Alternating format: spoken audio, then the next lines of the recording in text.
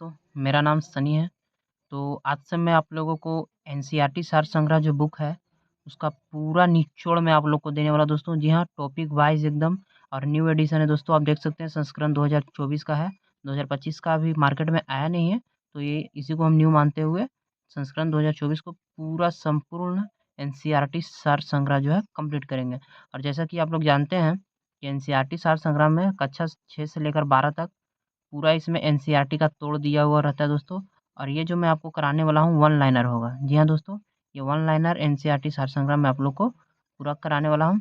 और जैसा कि आप देख सकते हैं यहाँ पर लिखा हुआ कि सभी प्रतियोगी परीक्षाओं के लिए समान रूप से उपयोगी है, यानी कि कोई सा भी वनडे एग्जाम हो उसमें यह रामबाण साबित होता है दोस्तों। तो देखिए इसमें जो अभी न्यू एडिशन है इसमें विशेष जो दिया गया आकर्षक जो इसमें दिया गया दोस्तों, ये आर्थिक समीक्षा 2023-24 है। फिर बजट 2024-25 में दिया गया है। फिर ओलंपिक एवं पैरा ओलंपिक 2024 है। फिर पद्म पुरस्कार 2024 है। फिर जीआई टैग 2024-25 है। फिर 106वां संविधान संशोधन अधिनियम जो भी इसमें देखो एडिशनल दिया गया है, वो सारे आपको हम करवाने वाले हैं दोस्तों। इस पुस्तक के लेखक जैसा कि आप लोग जानते हैं महेश कुमार वर्णवाल और कुणाल वर्मा है, जो कि आईपीएस यानी कि भारतीय पुलिस सेवा के अधिकारी थे दोस्तों। चलिए, तो हम लोग देखिए पहला यहाँ पर जो सब्जेक्ट दिया हुआ है वो भारतीय राज्य व्यवस्था यानी कि इंडियन पॉलिटी है। तो हम इंडियन पॉलिटी से ये स्टार्ट करेंगे और टॉपिक वाइज पढ़ेंगे दोस्तों। तो आज का जो हमारा टॉपिक रहेगा, फर्स्ट टॉपिक से आज हम लोग करेंगे भारत का संवैधानिक विकास। जी हाँ दोस्तों, हम लोग एक एक टॉपिक को कवर करते हुए अच्छे से एकदम विस्तार पूर्वक पढ़ाई करते हुए चलेंगे ताकि हम लोग को अच्छे से अच्छे पूरा याद हो सके। तो चलिए, ये पहला टॉपिक हम लोग करते हैं। तो देखते हैं पहला टॉपिक। तो देखिए दोस्तों, भारतीय राज्य व्यवस्था आ गया है, इंडियन पॉलिटी। इसको आज हम कंप्लीट करेंगे, वो भी फर्स्ट टॉपिक के साथ। चलिए, ये देखिए, ये हमारा पहला टॉपिक आ चुका है, भारत का संवैधानिक विकास, कॉन्स्टिट्यूशनल डेवलपमेंट ऑफ इंडिया, यानी कि भारत का संवैधानिक विकास। इसमें जो हमारा पहला क्वेश्चन हो जाएगा, पहला क्वेश्चन है हमारा, रेगुलेटिंग एक्ट 1773 का रेगुलेटिंग एक्ट 1773 द्वारा सर्वोच्च न्यायालय की स्थापना कहाँ की गई थी? दोस्तों कहाँ की गई थी? कलकत्ता में की गई थी और 1774 में। चलिए, अगला प्रश्न देखते हैं। अगला प्रश्न कह रहा है कि भारतीयों को भारत के प्रशासन में भाग लेने का अधिकार किस अधिनियम के द्वारा प्राप्त हुआ? तो दोस्तों ये अधिनियम हो जाएगा चार्टर एक्ट 1833 के द्वारा। चलिए अगला प्रश्न देखते हैं।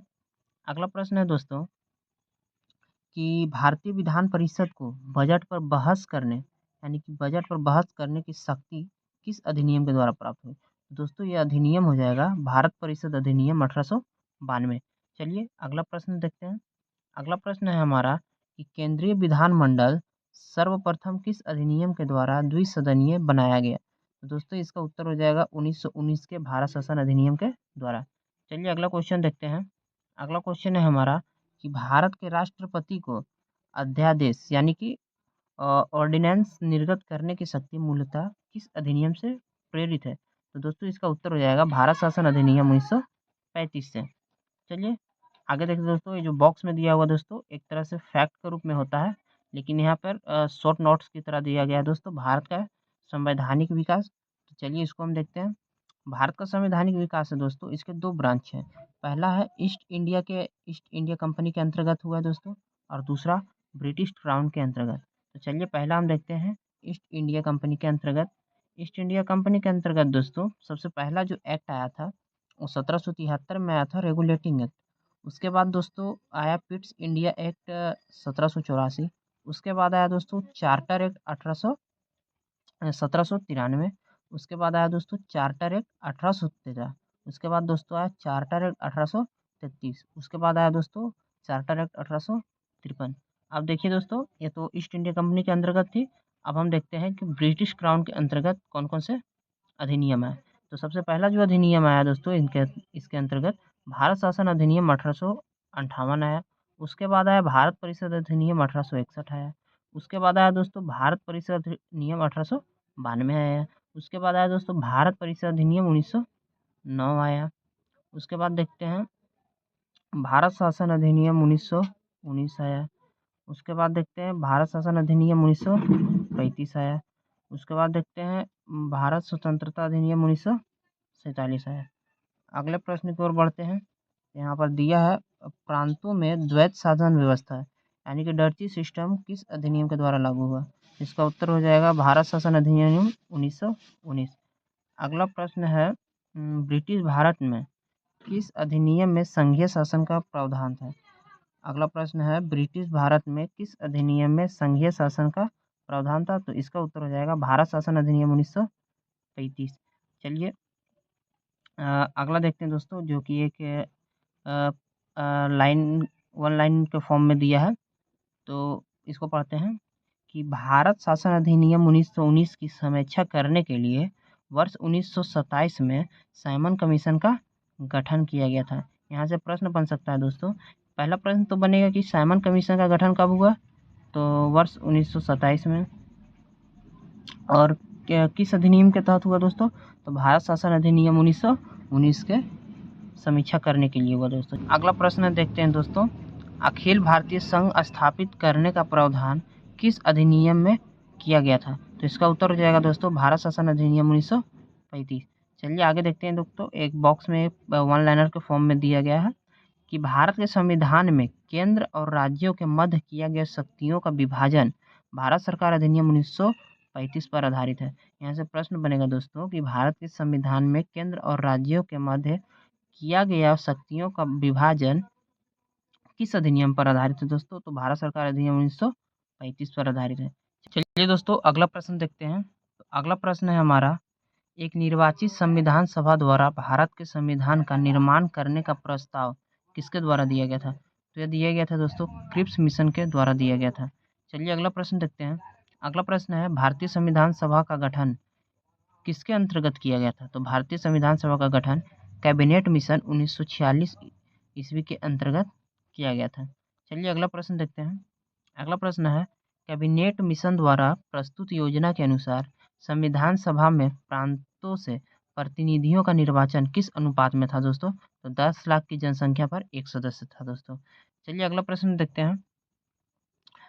भारतीय संविधान का निर्माण करने वाली संविधान सभा के सदस्यों का चुनाव किसके द्वारा किया गया था? तो इसका उत्तर हो जाएगा दोस्तों विभिन्न प्रांतों की विधानसभाओं के द्वारा किया गया था। चलिए अब देखिए दोस्तों, इसमें बॉक्स में दिया गया है अंतरिम सरकार वर्ष 1946 में जो अंतरिम सरकार बनाई गई थी दोस्तों, उसके सदस्य का नाम हम लोग जानेंगे और उसको जो कार्य करने के लिए जो विभाग मिला था उसके बारे में हम लोग जानेंगे। तो चलिए पहला नाम इसमें आता है दोस्तों पंडित जवाहरलाल नेहरू का। तो जवाहरलाल नेहरू जो विभाग के थे दोस्तों, ये राष्ट्रमंडल संबंध तथा विदेशी मामले। दूसरा नाम आता है दोस्तों सरदार वल्लभ भाई पटेल, तो यह गृह सूचना एवं प्रसारण विभाग के अंतर्गत कार्यरत थे। तीसरा नाम आता है दोस्तों डॉक्टर राजेंद्र प्रसाद का, और डॉक्टर राजेंद्र प्रसाद का जो विभाग था खाद्य एवं कृषि था। चलिए अगला देखते हैं जॉन मथाई। जी हाँ दोस्तों, चौथा है हमारा जॉन मथाई। जॉन मथाई का जो विभाग था दोस्तों उद्योग एवं नागरिक आपूर्ति का था। अगला देखते हैं, तो ये जगजीवन राम जी का जो विभाग था दोस्तों वो श्रम का विभाग था। चलिए अगला देखते हैं छठा नंबर सरदार बलदेव सिंह। सरदार बलदेव सिंह का जो क्षेत्र था यानी कि जो वो दिया गया था विभाग दोस्तों सरदार बलदेव सिंह का, वो रक्षा का था।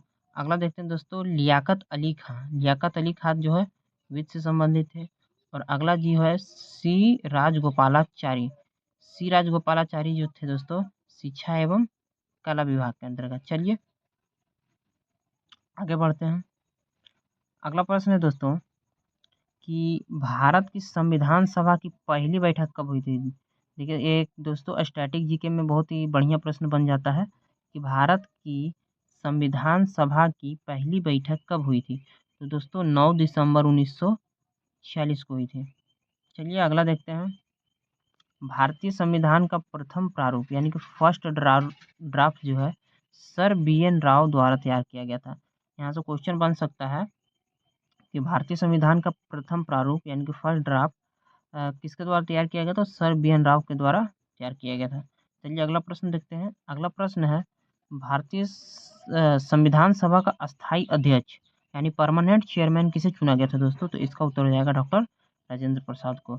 चलिए अगला प्रश्न देखते हैं। अगला प्रश्न है संविधान सभा में पंडित जवाहरलाल नेहरू द्वारा उद्देश्य प्रस्ताव कब प्रस्तुत किया गया दोस्तों? यानी कि संविधान सभा में पंडित जवाहरलाल नेहरू द्वारा उद्देश्य प्रस्ताव कब पारित किया गया था? तो 13 दिसंबर 1946 को पारित किया गया था दोस्तों। चलिए अगला प्रश्न देखते हैं। अगला प्रश्न है द्वारा पंडित जवाहरलाल नेहरू द्वारा प्रस्तुत उद्देश्य जो प्रस्ताव था संविधान सभा में कब स्वीकृत किया गया था? यानी कि दोस्तों जो उद्देश्य जो प्रस्ताव पारित किया गया था उसको संविधान सभा ने कब अपनाया था दोस्तों? तो यह डेट है दोस्तों 22 जनवरी 1947 को। अगला प्रश्न देखते हैं कि भारतीय संविधान के निर्माण काल में संविधान सभा के कुल कितने अधिवेशन हुए थे? दोस्तों इसका उत्तर हो जाएगा 11 अधिवेशन हुए थे। अगला प्रश्न हम लोग देखते हैं कि भारतीय संविधान के निर्माण में संविधान सभा को कितना समय लगा? यानी कि जो भारत का जो संविधान बना दोस्तों उसको बनने में कितना समय लगा? तो इस समय है दोस्तों 2 वर्ष 11 माह और 18 दिन लगा। चलिए अगला प्रश्न देखते हैं। अगला प्रश्न है भारतीय संविधान सभा के संवैधानिक सलाहकार वो कौन थे? तो दोस्तों ये थे CBN राव थे। सर बी एन राव हो जाएंगे। अगला प्रश्न है भारत की संविधान सभा ने वर्तमान रूप में राष्ट्र ध्वज को कब अपनाया? दोस्तों ये प्रश्न एक बार और पढ़ लेते हैं। भारत की संविधान सभा ने वर्तमान रूप में राष्ट्र ध्वज को कब अपनाया दोस्तों? यह दोस्तों 22 जुलाई 1947 को अपनाया था दोस्तों। चलिए अगला देखते हैं दोस्तों। ये बॉक्स में दिया है वन लाइनर के फॉर्म में। संविधान सभा की प्रथम बैठक की अध्यक्षता डॉक्टर सच्चिदानंद सिन्हा ने की थी दोस्तों, जो कि अस्थायी अध्यक्ष थे दोस्तों। तो यहाँ से प्रश्न बन सकता है दोस्तों, संविधान सभा की प्रथम बैठक की अध्यक्षता किसने की थी? तो डॉक्टर सच्चिदानंद सिन्हा ने की थी, जो कि दोस्तों अस्थायी अध्यक्ष थे। अगला प्रश्न हमारा बनता है दोस्तों, भारत का संविधान कब स्वीकार किया गया? तो भारत का संविधान 26 नवंबर 1949 को स्वीकार किया गया था दोस्तों। चलिए हमारा अगला प्रश्न है, भारतीय संविधान पूर्णतः कब लागू हुआ था? तो भारतीय संविधान पूर्णतः लागू हुआ था दोस्तों 26 जनवरी 1950 को दोस्तों। चलिए अगला हम वन लाइनर के फॉर्म में एक टॉपिक दिया हुआ दोस्तों, संविधान सभा का एक शॉर्ट नोट्स की तरह दिया है दोस्तों, उसको हम पढ़ लेते हैं। आप लोग इसे वीडियो को बैक करके दोबारा सुन सकते हैं। चलिए इसको पढ़ते हैं।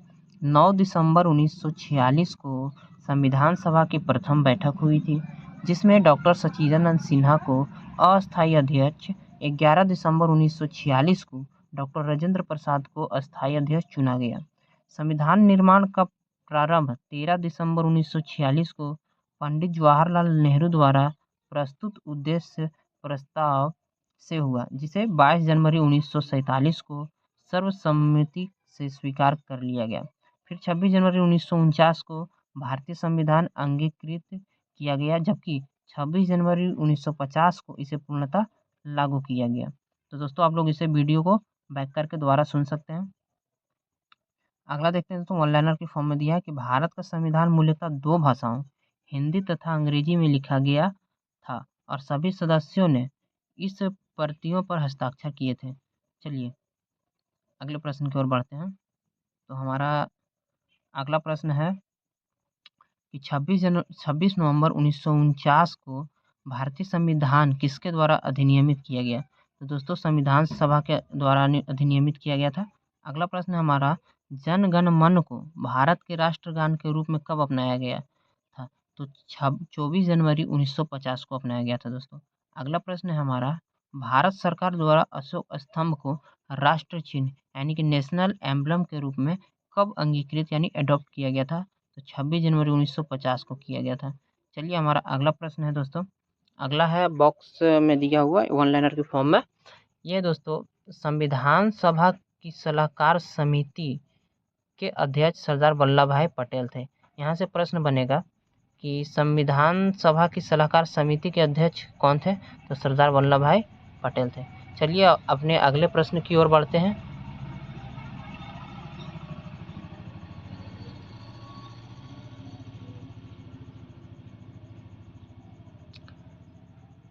तो हमारा अगला प्रश्न है, संविधान सभा की झंडा समिति के अध्यक्ष कौन थे?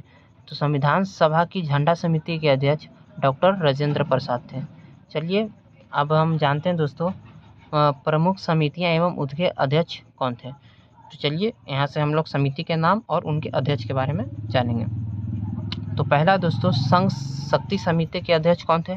तो संघ शक्ति समिति के अध्यक्ष पंडित जवाहरलाल नेहरू थे। दूसरा है दोस्तों, संघीय संविधान समिति के अध्यक्ष कौन थे? तो संघीय संविधान समिति के अध्यक्ष भी पंडित जवाहरलाल नेहरू ही थे। अगला दोस्तों, प्रांतीय संविधान समिति के अध्यक्ष कौन थे? तो प्रांतीय संविधान समिति के अध्यक्ष सरदार वल्लभ भाई पटेल थे। चलिए अगला देखते हैं। अगला है प्रारूप समिति के अध्यक्ष कौन थे? तो प्रारूप समिति के अध्यक्ष डॉक्टर भीमराव अंबेडकर थे। अगला दोस्तों, मौलिक अधिकारों एवं अल्पसंख्यकों संबंधी परामर्श समिति के अध्यक्ष कौन थे? तो सरदार वल्लभ भाई पटेल थे। अगला दोस्तों, प्रक्रिया नियम समिति के अध्यक्ष कौन थे? तो डॉक्टर राजेंद्र प्रसाद थे। अगला है दोस्तों, राज्यों के लिए समिति के अध्यक्ष कौन थे? तो पंडित जवाहरलाल नेहरू थे। अगला दोस्तों, संचालन समिति के अध्यक्ष कौन थे? तो डॉक्टर राजेंद्र प्रसाद थे। चलिए अपने अगले प्रश्न की ओर बढ़ते हैं। हमारा अगला प्रश्न है, संविधान सभा के कार्यों से संबंधित समिति, यानी कि संविधान सभा के कार्यों से संबंधित समिति के अध्यक्ष कौन थे? तो जीवी मावलंकर थे।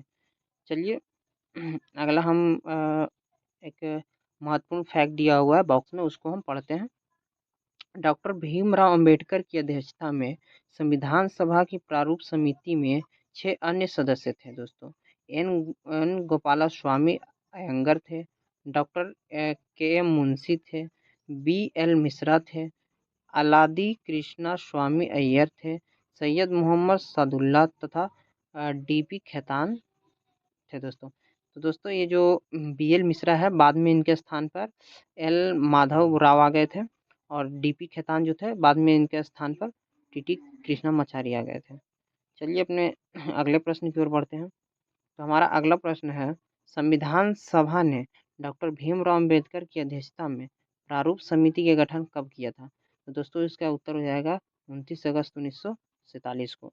अगला प्रश्न देखते हैं, डॉक्टर भीमराव अंबेडकर का संविधान सभा में निर्वाचन किस प्रेसिडेंसी से हुआ था? तो मुंबई प्रेसिडेंसी 1947 से 50, और पहले जो हुआ था दोस्तों बंगाल प्रेसिडेंसी से 1946-47 में। चलिए तो दोस्तों आज के लिए इतना ही रहने देते हैं। कल हम लोग जानेंगे, कल का हमारा जो टॉपिक रहेगा संविधान के विभिन्न प्रावधान व उनके स्रोत। तो दोस्तों अगर आज का ये वीडियो आपको पसंद आया तो चैनल को सब्सक्राइब कर दें और वीडियो को लाइक कर दें, और जहाँ जहाँ आपको समझ में नहीं आया आप कमेंट करके प्लीज़ बताइए। अभी मैं यूट्यूब पर नया हूँ, तो जैसा कि मैंने शुरू में बोला था दोस्तों कि एनसीईआरटी सार संग्रह का कंप्लीट निचोड़ मैं आपको देने वाला हूँ दोस्तों, हर एक सब्जेक्ट का। तो आप चैनल को सब्सक्राइब जरूर कर लें। तो चलिए मिलते हैं अगले वीडियो में।